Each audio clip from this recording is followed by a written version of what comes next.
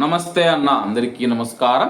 Central bank of Kuwait తాజా నివేదిక ప్రకారం 2025వ సంవత్సరంలో కువైట్ నుంచి తమ దేశాలకు డబ్బు పంపించే ప్రవాసుల యొక్క చెల్లింపులు భారీగా పెరిగినట్లయితే తెలుస్తూ ఉంది. వివరాల్లోకి వెళితే 2024తో పోలిస్తే 784 మిలియన్ల దినార్లు పెరిగాయి.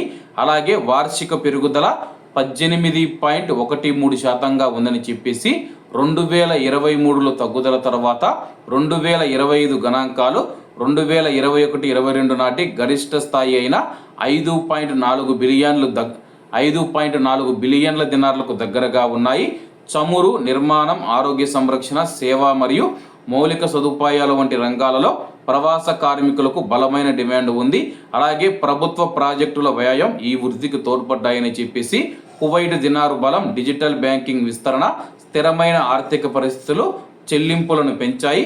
కువైట్లో కొనసాగుతూ ఉన్న అభివృద్ధి కార్యకలాపాలలో ఇవి అధికంగా ఉంటాయని చెప్పి అంచనా వేశారు. కువైట్లోని ప్రవాస కార్మికులు తమ యొక్క దేశాలకు పంపిన డబ్బు 2025లో 5.1 బిలియన్ల దినార్లకు పెరిగాయి. అంటే 510 కోట్ల దినార్లనైతే కువైట్ దేశం నుంచి ప్రవాసులు తమ యొక్క దేశానికైతే పంపించారు. గత 4 ఏళ్లలో ఇదే అత్యధికమని చెప్పేసి ఇది దేశ కార్మిక మార్కెట్ యొక్క నిరంతర బలం మరియు స్థితిస్థాపకతను హైలైట్ చేస్తూ ఉందని చెప్పి అధికారులు తెలియజేశారు.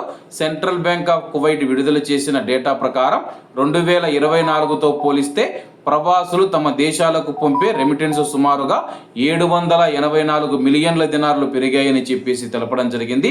ప్రస్తుతం కువైట్లో మనం చూసుకుంటే కానీ ప్రవాసుల సంఖ్య రోజు రోజుకు పెరిగిపోతూ ఉంది. అలాగే కువైట్లోని ఏదైనా రంగాలలో చూసుకున్నా సరే కానీ ప్రవాసులు కీలక పాత్ర పోషిస్తూ ఉండడంతో అలాగే ఇటీవల కాలంలో కొంత ప్రవాసుల యొక్క జీతాలు కూడా పెరిగాయి. అలాగే దినారు బలం కూడా పెరగడంతో ఈ యొక్క చెల్లింపులు భారీగా పెరిగినట్లయితే తాజా నివేదిక తెలిపింది. కాబట్టి అందరూ బాగుండాలి, అందులో మనం ఉండాలి. అందరికీ నమస్తే అన్న, జై హింద్.